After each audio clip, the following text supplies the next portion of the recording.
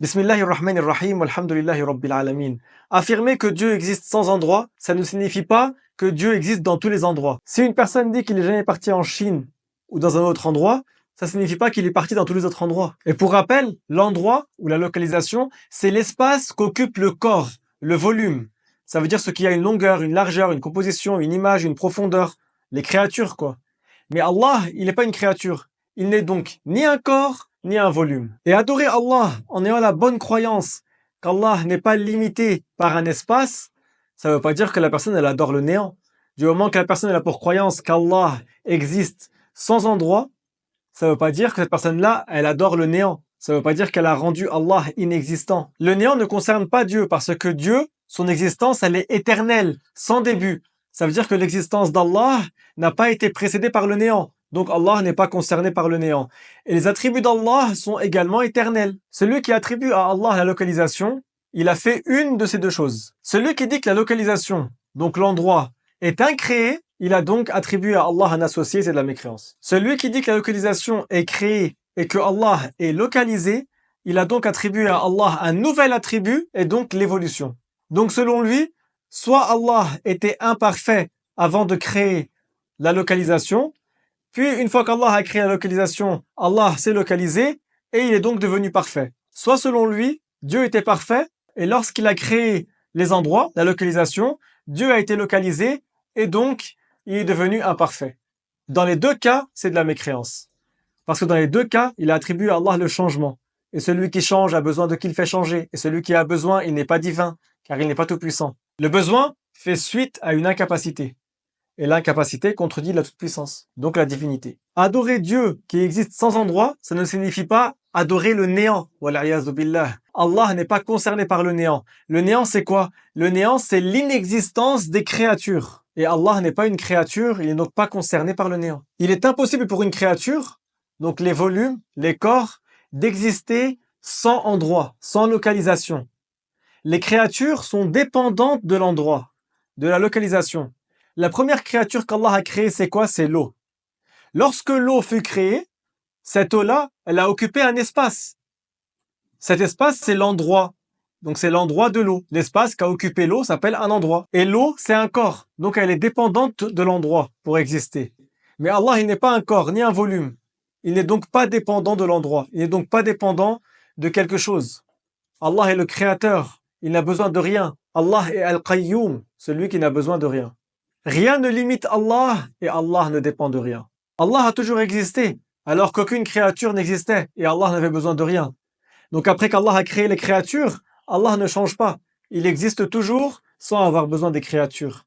Allah n'a aucun profit par tes prières et par tes actes d'adoration. Et Allah n'a aucune nuisance suite à la désobéissance de l'un des esclaves de Allah. Dieu n'étant pas une créature, mais le créateur, il existe même si l'endroit, l'espace n'existe pas. Mais Allah existe sans être créé. L'endroit est créé et Allah est incréé. C'est une preuve qu'Allah existe sans endroit. Votre problème à vous qui dites que ceux qui croient qu'Allah existe sans endroit, alors adorent le néant, c'est que vous appliquez ce qui est sur les créatures sur le Créateur. Et ça, c'est un égarement. Allah dit dans le Coran, Laïsa kamislihi shay. Et c'est le verset le plus clair du Coran dans le Tawhid. On n'applique pas les choses qui sont sur ceux qui sont créés sur celui qui a créé les créatures. Wal'iyadhu billah. Ça, c'est un égarement, ça. Comme vous dites que les créatures, donc les corps et les volumes, n'existent qu'avec un endroit, et que donc l'endroit est une condition pour l'existence des créatures, sinon c'est le néant, vous appliquez cela sur Allah, et du coup vous dites que ceux qui disent qu'Allah existe sans endroit, alors ils adorent le néant. Wal'iyadhu billah. Donc vous avez appliqué ce qui est sur les créatures, sur Allah. Et ça, c'est un égarement et de la mécréance. Allah est éternel et incréé. Il existe donc de toute éternité, indépendamment des créatures, indépendamment de l'endroit, indépendamment de la localisation, contrairement aux créatures qui dépendent de la localisation pour exister. Et concernant ceux qui ont eu l'audace de dire que la fitra de la personne, c'est de dire que Allah existe dans un endroit. Wal'iyadhu billah. C'est carrément du tashbih, de l'assimilation d'Allah à ses créatures. C'est pas la fitra qui fait que cette personne qui dit ça, mais c'est plutôt son habitude. Allah a fait que l'habitude des créatures, c'est de voir des créatures. Nous, ce qu'on voit, c'est des corps. des volumes. C'est ça qu'on voit. Et Allah, il n'est pas vu comme sont vues les créatures. Allah, il n'est pas un corps ni un volume. Donc, il n'est pas vu comme sont vues les créatures. Allah, rien n'est tel que lui. Aucune chose n'est telle que lui. Et toute chose qui existe autre qu'Allah, c'est une créature. Donc, toute chose qui existe autre qu'Allah ne ressemble pas à Allah. C'est facile, c'est simple.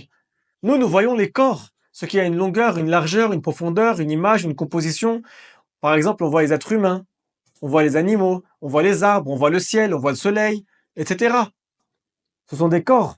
Donc pour tous ceux qui disent qu'Allah existe dans les cieux, ou sur le trône, ou à un autre endroit, ne sont donc pas musulmans. Ils ont assimilé Allah aux créatures. Ils ont limité Allah par un espace. Et ils ont aussi attribué à Allah un attribut qui est entré en existence. Or, nous avions dit qu'Allah existe éternellement, sans début, et que donc les attributs d'Allah sont tous éternels, sans début. Et c'est pas la fitra de la personne qui fait que la personne dit qu'Allah existe dans un endroit. Mais c'est bien son ignorance du fait qu'il a appliqué sur Allah, qui est incréé, les choses qui concernent les créatures, qui s'appliquent aux créatures, qui sont des attributs des créatures, tels que l'endroit, la localisation. Je ne vais pas faire une vidéo plus longue que ça, alhamdulillahi rabbil alamin. Je vous encourage à partager cette vidéo pour propager la bonne aqidah, la bonne croyance islamique, et à vous abonner pour renforcer la page.